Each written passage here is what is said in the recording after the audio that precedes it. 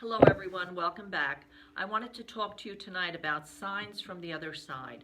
With holiday approaching, I know this is a very bittersweet time of year, and I want to make sure that you have a clearer understanding of just how our loved ones on the other side and angels and guides try to communicate with us.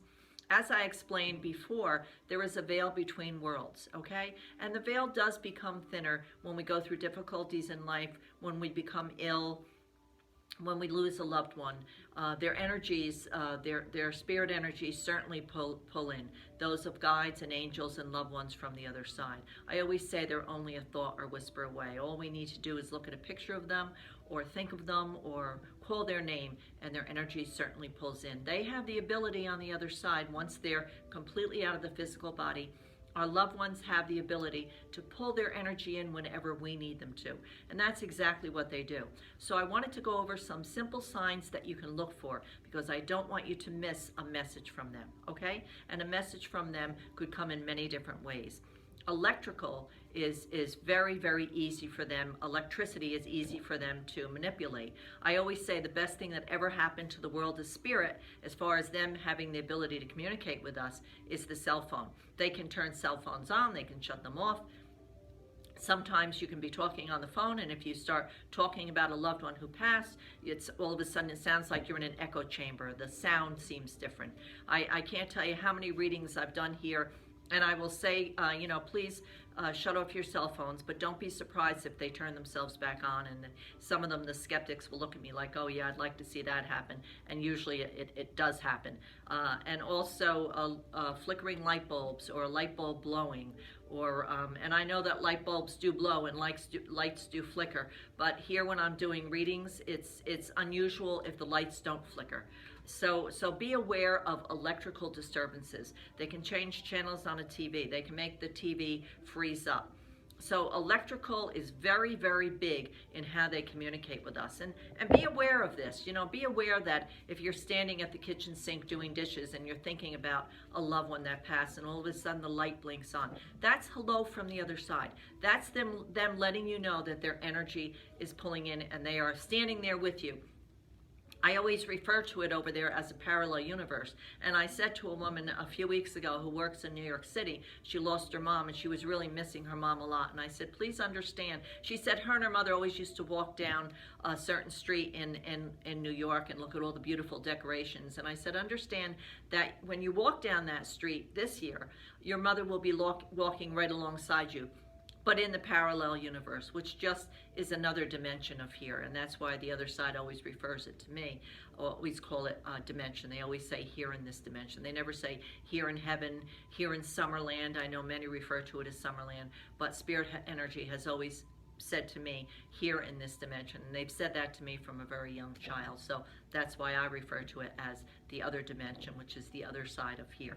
Okay, to get back to the signs, feathers. Feathers are very, very strong. They just drop those feathers like they drop pennies and dimes, but feathers are very significant. I mean, some people, a woman came here last week and she said, look what I found in my house. It wasn't a white feather, it was like a brown feather, like definitely from a certain kind of bird. She said, how did this get in my house? So feathers are very significant. So don't disregard when you find a feather. I actually have a box that I keep in my bedroom. I collect all the feathers and I keep them all together in that one area, in that one box in my home. And every once in a while I'll open it up just to see, and I have hundreds and hundreds of feathers that I've collected over the years, and I will never pass a feather without picking it up and bringing it home, putting it in my pocketbook and bringing it home. Okay, pennies and dimes is the heaviest thing that spirit energy can manipulate. They cannot handle or manipulate anything heavier than a penny or a dime. So if you find this, pick it up, check the date, and that's going to help you see who it's from. It might be, if it's from a father, it could be the year that your father was born, the year that he died. It could be the year that you were born. So very often the date will give you a clear understanding of who this penny or dime is from. Okay, also butterflies can pull in, and sometimes they'll say, oh, is that my mother? Is she a butterfly? No. Mother's not a butterfly, but butterflies will pull in. They have the ability on the other side to send these little messengers in, as I call them, just to let you know that they're around. So if a butterfly comes in and seems to hang around a little longer than usual, that's to me a very good sign from the other side. They'll speak to us through songs. Sometimes a song will come on the radio. That's very significant, very significant. The song maybe has words that really touch your heart. That's also a way that they can manipulate. I always tell people, if you go to a concert and you really want to see spirit energy, you know, you want to see the orbs, instead of taking pictures of the band or the person who's singing, direct your camera up above and you'll get thousands and thousands of orbs that you'll get in the picture, because it pulls them in. Music is a gift from God. So there's certain things that we can do to raise vibration, and I'll talk to you about that next time, okay? So I just wanted to explain this to you because I don't want you to miss the signs.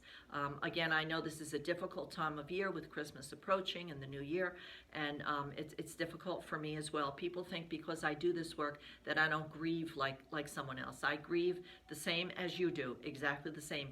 The difference for me is that I know I have a definite interpretation and knowledge of where they are, where they go, and I know that they're okay. But I miss the physical. I miss the physical person being here. You know, and I'm not able to say when a loved one connected with me passes, I'm not able to say, oh, I want them to step in. It doesn't work that way. I am never responsible for who steps in.